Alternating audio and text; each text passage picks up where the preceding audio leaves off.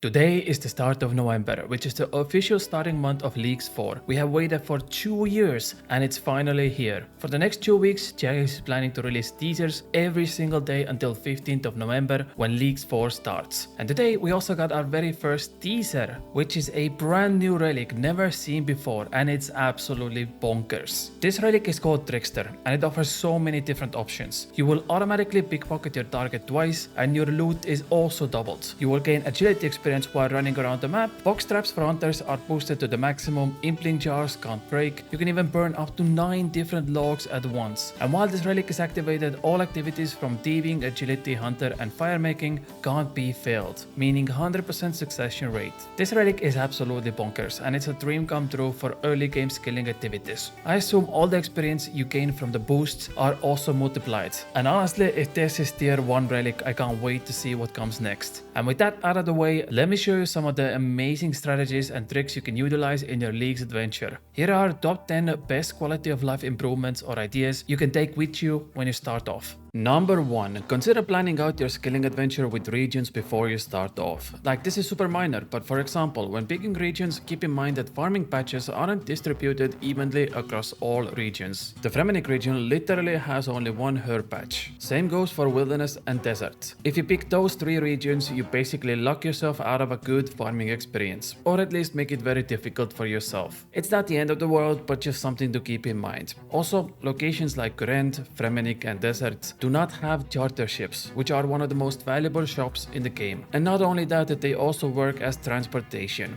Also, do not get too wrapped up in what other people are saying, because a lot of people are gonna do Saya, Mauritania, Desert for all 3 raids, which sounds solid at first, but if you have limited experience in raids and only play a few hours a day, aiming to complete 3 raids is very ambitious to say the least. And because of that, you might lock yourself out of relics for a long time. In fact, points in Saya, Mauritania and Desert are likely heavily gonna be focused on raids. So unless you can access those activities and do them efficiently, you might miss out on some valuable points to help you unlock the next relic or region. Number 2. The good people of Leagues fanatics in Discord made a rough calculation to showcase how powerful minigames in Leagues are. Let's start with the fact that Mage Training Arena might actually be good. Yeah, I can't believe I'm saying that out loud. The thing is, you don't have to only buy magic weapons and armor in this place. The store also sells runes, which not many people buy. But if you have Desert unlocked and you have the minigame relic that gives you 4 times more points per game, you can buy thousands of runes per hour. And I guarantee there's also gonna be some tasks related to this minigame.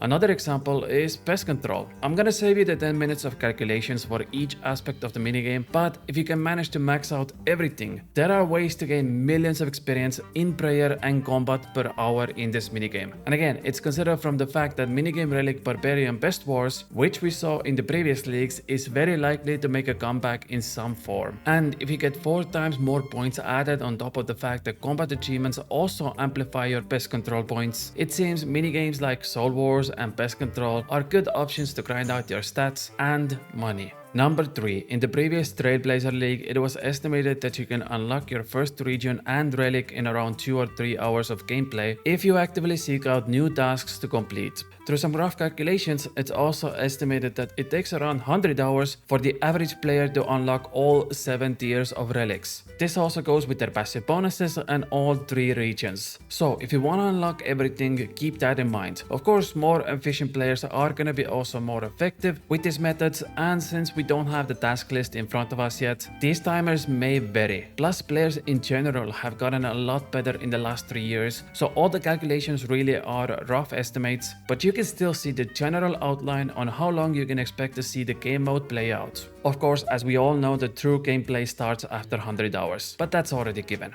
Number 4. Unlocking certain regions in Leagues 4 will automatically unlock quests in those regions. So you really have to consider if you want the rewards from those quests before you unlock the region. Good example is unlocking Desert region, which automatically unlocks Desert Treasure 2. And with that, there is in total over 50 prerequisite quests that are gonna be automatically completed as well. So essentially, as soon as you pick Desert as your first region, bam, over 50 quests completed. This might sound good, but you might actually miss out on some really easy experience from quests in other regions if you do that. For the sake of this argument, let's say you get 10x the normal experience you would get from quests. Temple of Icab in Gandaren gives you in total 185,000 experience. Garden of Death in Gurend gives you 100,000 farming experience. Waterfall Quest in Gandaren gives you 275,000 experience. Same goes for Fight Arena, which gives you almost 150,000 experience. And there are many more, so you would miss out on a lot of valuable experience on day 1 if you unlock Desert first.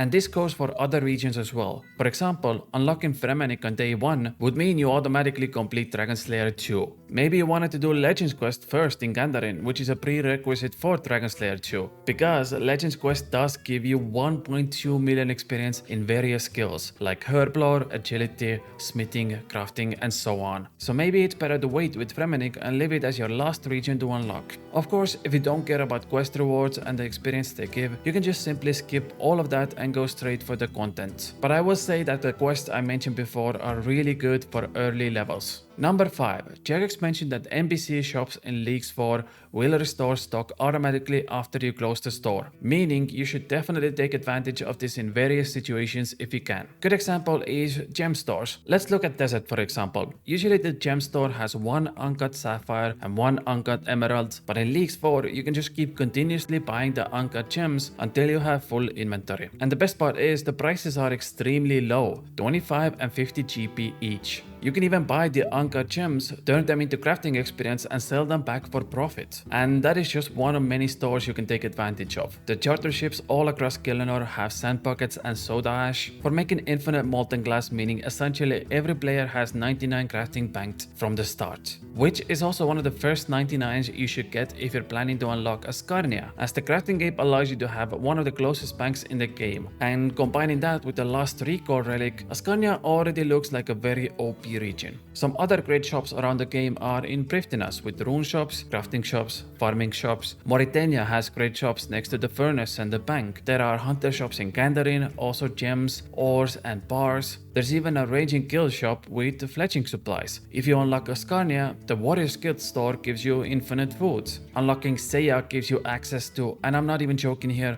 like 50 different stores across the continent. If I had to read all of them out loud, this video would be 50 minutes long. There are even tons of great stores in the starting region like the wine store in Trainor Village. There are a few stores in Varrock like the staff store and the rune store, even something like buying arrows in the beginning. And again, since all of these reset as soon as you close the shop window, you basically have infinite supplies, so taking advantage of this with food, training methods, money making or anything else that tickles your tummy. Number 6. If you're planning to do a lot of clue scrolls, you might think about which regions you wanna unlock first. As we all know, clues are gonna be made really easy for the players. You will only get clue steps from the regions that you have unlocked. This opens up to a lot of different possibilities for easy or hard completions. For example, unlocking Gandaren might make your life really difficult because that's where the 2 hardest clue NPCs exist, Paula the Bard and Sherlock. Both of them have intense list of skills and items that you need to complete the clues. However, if you don't have Gandaren unlocked, you will never get clue steps that Paula or Sherlock have in them. On the other hand, starting regions like Misthalin and Ascarnia have really easy clue steps in them that almost anyone can complete, so keep that in mind. It is expected that we're gonna get some sort of clue relic as well. Either the clues are gonna be stackable, the amount of steps to complete clues is maximum 2 or 3, and there might be a few other curveballs thrown in there as well. Clues are a great way to earn money for alcohol starting off, and money is an absolute necessity in Leagues 4. Which does bring me to my next point. Number 7. Make sure to revolve your plan around GP. I can't stress this enough, but a lot of players who never played the Iron Man accounts before don't understand how much GP Iron Man players spend on daily basis. Supplies, gears, runes, potions,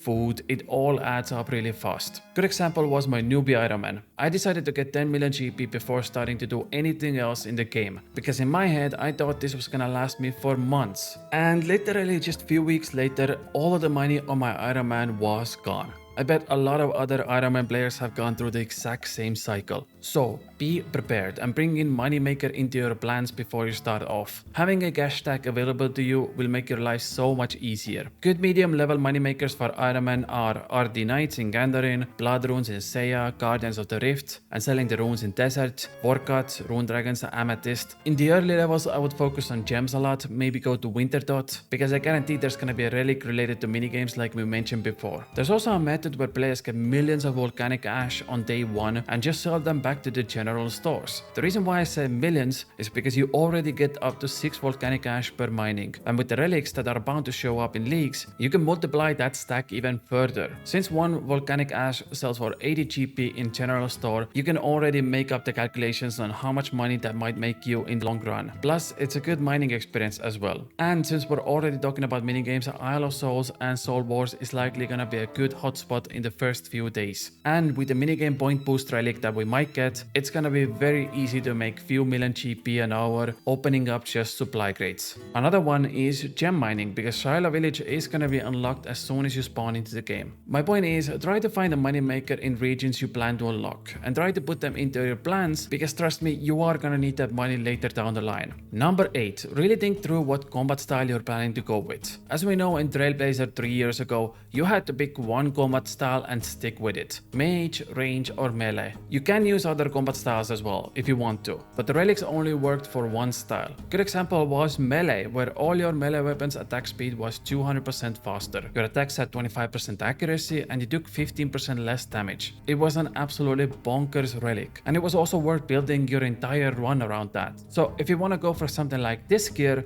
you would have to go for Kandarin, Ascarnia and Desert as your options. If you want to go for ranging setup, you need to keep in mind that Ava's accumulator can only be unlocked with Ascarnia and Mauritania. Last time the ranging relic did however provide an ammo save, so we might have something similar this time around. Or if you want even more saving ammo, you can also just unlock Kandarin and buy the ranging cape, which has the same effect. For regions, I would highly recommend picking Briftenas for Bofa, Crystal Armor and the Blowpipe, or if you want to go for the long grind, you can also try for the Twisted Bow in Seiya. But it is estimated that all the mega rare drops from 3 raids, even with amplified drop rates and faster raid times, can take up to 30 to 50 hours on average to obtain. So keep that in mind. Do I want to spend approximately 30 to 50 hours in temporary game mode to get the best weapons or not? And for mage, of course, Desert is a must with Ancient Spellbook, Virtus Robes and Tumeken's Shadow. If you want to add a gold necklace and Tormentor Bracelet on top of that, you also need to unlock Kandarin. The point is, before League 4 starts, I would highly recommend to pick out your preferred combat style and stick with it. Number 9. This is gonna be short and simple. If you see a Slayer relic, pick a Slayer relic. That's it. In the previous leagues, I have seen so many players regret not picking their Slayer options and quitting the game mode because of that. It is very likely that Slayer is gonna be extremely overpowered, and since it's available to all regions, there's no way you can miss with picking that relic. Even if it's not your favorite skill, Slayer still has so many utility options that you don't wanna miss out on. Imbued Hearts, Eternal Gems, Slayer drops from higher levels, picking your own Slayer tasks, getting more points and so on. If there is one skill you should go 99 for, it is Slayer. Pick Slayer, okay? Just pick it, that's it. And number 10 and the final one is starting on day 1. Keep in mind, I will have a detailed day 1 plan coming out in the next few weeks. I'm just currently waiting on more information from Jagex before I finalize my plan, and then I can share that plan with all of you guys. So subscribe if you want to see that. Here is some general help that can boost you on day 1 though. The most common road players take is get their thieving level to 5 with men after they spawn. Then they go to Count Check, who teleports you to Barbarian Village. You get your 10k GP from the Stronghold of Security, buy magic runes from the Varrock store.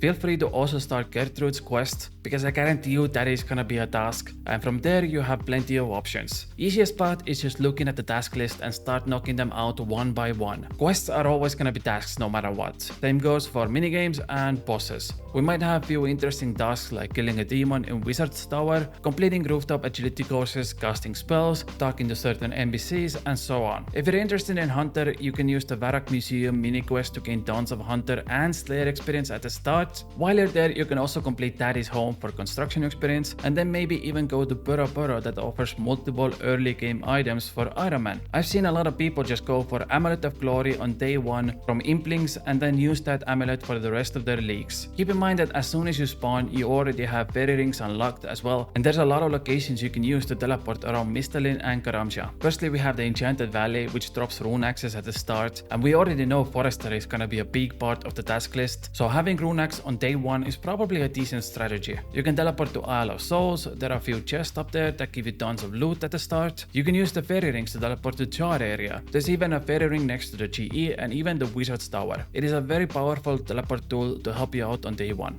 I am, for example, definitely gonna try to unlock Kandarin and just rush the usual quests like Fight Arena, Tree Gnome Village and Waterfall. I think overall quests in general are extremely overpowered on day 1, so that's the route I'm gonna take, and it just allows me to skip the first 50 to 60 levels of a skill, which in my opinion are the most tedious process in most skills. So I would highly recommend planning your route around quests that you know you can complete with ease. And this was it. These are my top 10 tips to start off. If you enjoyed this video, consider subscribing, and I'll see you all tomorrow with another video. I love you all very much. Bye.